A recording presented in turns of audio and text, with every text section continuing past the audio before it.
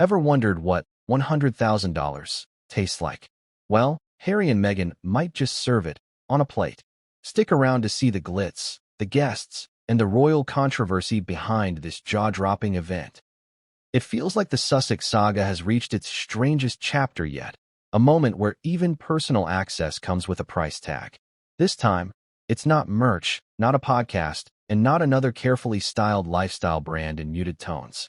This time, they are the product. Prince Harry and Meghan Markle themselves are now what's being sold.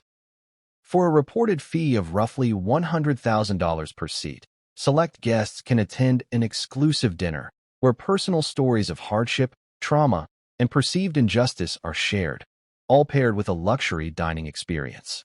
According to the Daily Mail, the Duke and Duchess have reportedly been discreetly listing these high-end experiences on Charity Buzz, a platform typically associated with auctions featuring true A-list legends such as Beyoncé, George Clooney, and Paul McCartney. Now imagine that for a second.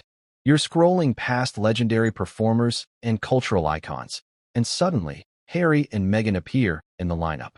It's hard to ignore the feeling that something doesn't quite fit. The official justification, unsurprisingly, is charity, specifically their own foundation, Archewell. It's registered in Delaware, which loosely translates to technically compliant on paper.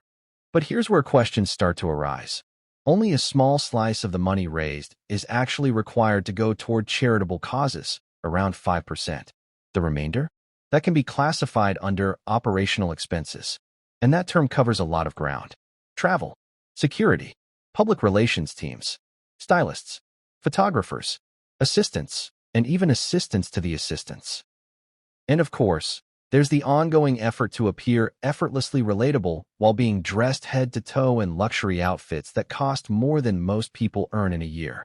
So let's actually do the math. You spend $100,000 on a dinner seat. Roughly $5,000 ends up going to charity. The remaining $95,000 goes towards sustaining what can only be called the Sussex lifestyle brand. That's not generosity. That's a cover charge.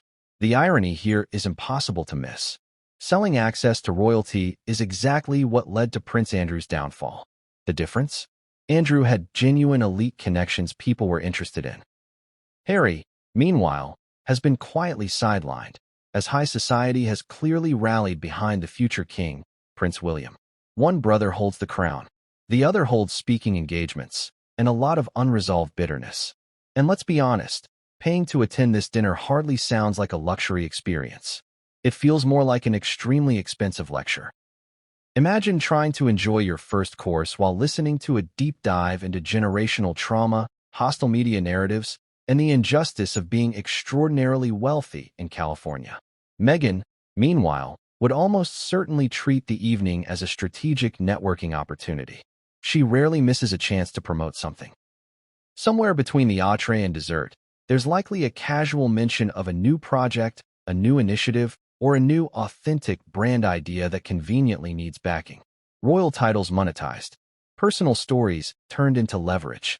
What makes this whole situation even more uncomfortable is that they were explicitly told this wasn't allowed. No half-in, half-out arrangement. No monetizing royal status. No Sussex brand built on royal association. And yet, here we are. A Duke and Duchess for hire, complete with royal branding, but very few actual privileges left. So who exactly is lining up for this? Who wakes up and thinks, you know what would really improve my life? Spending six figures to hear Prince Harry overshare family drama, while Meghan speaks about herself like a brand presentation. For that kind of money, you could buy a car. You could donate directly to charity. You could even book a colonoscopy and at least come away with something useful. And the timing says a lot. Streaming projects struggling. Brand deals losing momentum. Contracts quietly expiring. And suddenly, right on cue, it's charity dinner season. When the spotlight dims, the hustle kicks in. The grift continues. You could practically hang a sign over the gates of their Montecito home. Royalty for sale. At this point, the titles feel less like honors and more like marketing tools.